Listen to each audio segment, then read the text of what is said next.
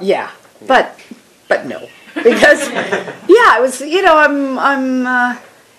I'm so happy to be part of it and so grateful to be part of it. You want to be part of the whole thing. I wanted to go to Australia, and I didn't get to do that, but also just seeing in the making of book how much movie they made after our involvement. It's like, wow, that must have been cool. So they recorded you prior to?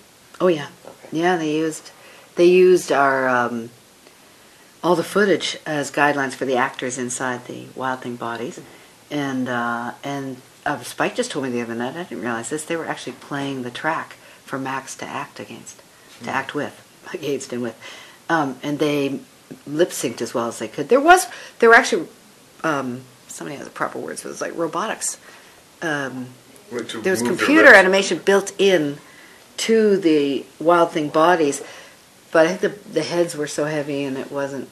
But I think some of what you see in the movie of the mouths moving was actually done live, because they were lip syncing to our tracks. I hope so, and I hope it will not only influence the audience in that they'll want to see it again and have a different experience at different ages, because I think that's actually possible with this movie.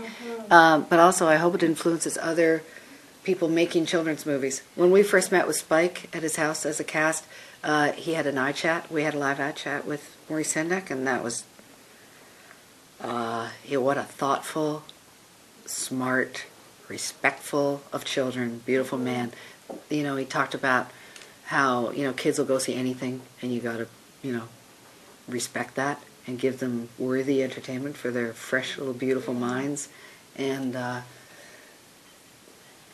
yeah, I hope, you know, all these kids' movies, the scariest thing, try this, is go in another room when a kid's movie's on.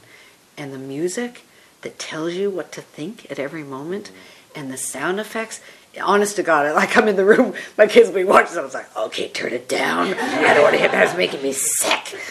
That's making me sick to hear it. Seriously. And of course, there's a dead parent at the beginning of every children's movie now. Have you noticed this?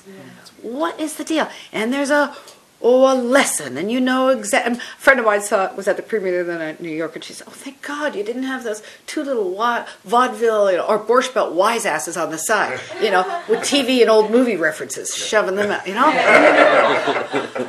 and I know, I'm sorry, I actually loved Incredibles, and I loved a lot of kids' movies, but loved Iron Giant. You seen that? That's a great one. Brad Bird stands apart. Yeah. Are they both his, aren't they? I'll see. No, there's some, you know, Toy Story is great. There's a lot of great kids' movies, but there's a lot of crap out there, too, and it's just cheesy.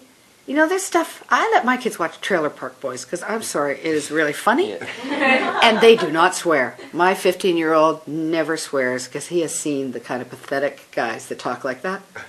I swear it's a really good lesson, and you do not want to be these guys. Maybe you'll grow up and have a TV show. That'll be okay, where you're making fun of these guys, but you don't want to be this sad sort of fella, right? It's really been a funny lesson. That was my dream, and so far it's worked out. But, you know, like Barney, I stayed clear of, because that was, I'm sorry, just artistically you want them to see good art. I want them to see good comedy, good art, you know.